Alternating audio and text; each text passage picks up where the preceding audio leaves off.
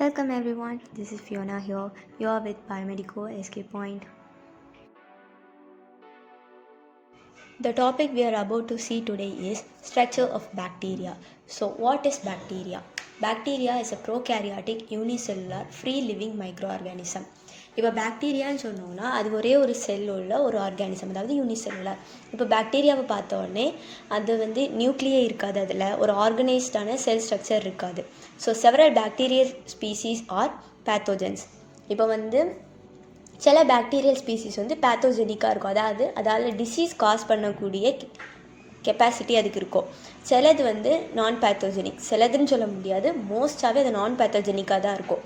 இந்த மாதிரிப்பட்ட நான் பேத்தோஜெனிக் பாக்டீரியாஸ் என்ன பண்ணோம்னா டீகே பண்ணுறதுல, ஃபர்மெண்டேஷன், நைட்ரஜன் ஃபிக்சேஷன், நியூட்ரியன் சைக்கிளிங், இது எல்லாத்துலேயுமே பாக்டீரியாவோட ரோல் தான் மேஜராக இருக்கும். மெஜாரிட்டியாக பாக்டீரியா டிசீஸ் காஸ் பண்ணுறதை விட நமக்கு யூஸ்ஃபுல்லான குட் பாக்டீரியாஸாக இருக்குது. So next we are going to see about the characteristics of bacteria. So it possesses both RNA and DNA. It occurs in water, soil, air, food, natural environment. They can survive extreme temperatures, pH, oxygen and pressure. It does not contain chlorophyll. So இப்போ ஒரு bacteria எடுத்தோன்னா அது ஆர்என்ஏவும் இருக்கலாம், இல்லை டிஎன்ஏவும் இருக்கலாம். Water, soil, ஏர் எல்லா இடத்துலையுமே bacteria present ஆகிருக்கும். ஈவன் நமக்குள்ளே கூட பாக்டீரியாஸ் ப்ரெசென்ட் ஆகிருக்கும். இதால் எக்ஸ்ட்ரீம் டெம்பரேச்சர்ஸில் சர்வை பண்ண முடியாதா, வால்கனோஸ்குள்ளே கூட பாக்டீரியா சர்வை பண்ணக்கூடிய கெப்பாசிட்டி சில பாக்டீரியாஸ்க்கு இருக்குது. இது பாக்டீரியாஸை பொறுத்த வரைக்கும் அதுக்கு குளோரோஃபில் இருக்காது, ஸோ அதுக்கு க்ரீன் பிக்மெண்டேஷன் இருக்காது. So next we are going to see about the structural components of bacteria, that are capsule, cell wall, ribosome, nucleus, flagella, pili and cytoplasm. So இந்த கேப்சூல் ஃபஸ்ட் எதுக்கு use ஆகுதுன்னா செல்லை try ஆகாமல் அடுத்த cells கூட இந்த bacteria போய் ஒட்டி அதோடைய ஃபுட்டுக்கு இந்த மாதிரிப்பட்ட யூசஸ்க்கு ஸ்டிக் பண்ணுறதுக்கு ஹெல்ப் பண்ணுறது தான் இந்த கேப்சூல். ஸோ நெக்ஸ்ட் செல் வால். செல் வால் என்ன பண்ணோன்னா இந்த பாக்டீரியல் செல்லுக்கு ஒரு டெஃபினேட் ஷேப் கொடுக்கும். Third one is ribosome. Ribosome என்னென்னா ப்ரோட்டீன்ஸால் மேடாக இருக்கும். இந்த ப்ரோட்டீன்ஸால் மேடாகிறனால இந்த ரைபோசோம் என்னென்னா ஒரு கிரானுலர் அப்பியரன்ஸ் கொடுக்குது. Next nucleoid. நியூக்ளியாய்டு என்னென்னா டிஎன்ஏஸ் ஆல்ரெடி பார்த்துட்டோம். பாக்டீரியா டிஎன்ஏ அண்ட் ஆர்என்ஏஸ் ரெண்டையுமே ப்ரொசஸ் பண்ணக்கூடிய கெப்பாசிட்டி அதுக்கு இருக்குது. ஸோ இந்த நியூக்ளியாய்டுன்னு சொல்லக்கூடியது டிஎன்ஏ ஒரு ரிங் மாதிரி மேடப் ஆகிருக்கும். Next flagella.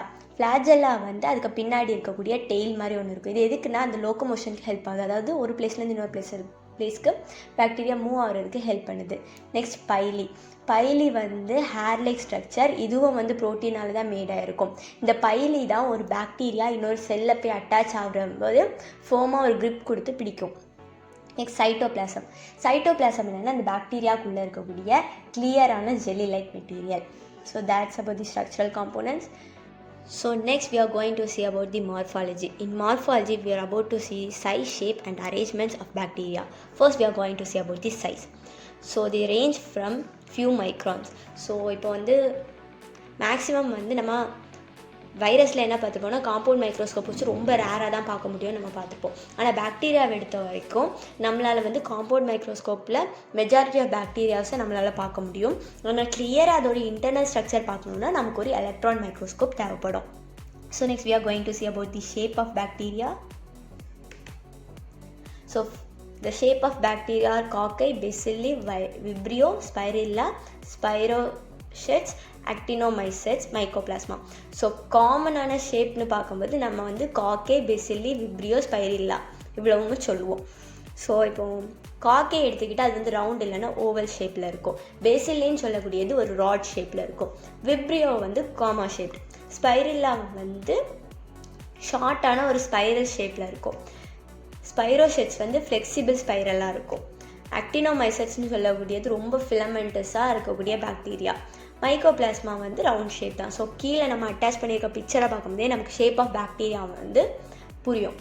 So next we are going to see about the arrangements. So bacteria can be in arrangements of diplococci, tetrads, streptococci, staphylococci, சார்சினே.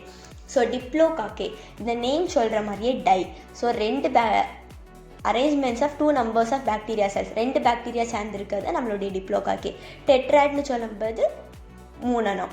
ஸ்ட்ரெப்டோகாக்கின்னு சொல்லும்போது ஸ்ட்ரெப்டோ, ஸோ லீனியராக இருக்கும். ஸ்டெஃபேலோகாக்கின்னு சொல்லக்கூடியது ஒரு மாதிரி கிளஸ்டராக இருக்கும், இல்லை சொல்ல ஒரு மாதிரி லீனியராக இல்லாமல் அங்கங்கேயா இருக்க மாதிரி இருக்கும். சார்சினின்னு சொல்லக்கூடியது நமக்கு அழகான ஒரு cuboidal structure. So this is all about the structure of bacteria.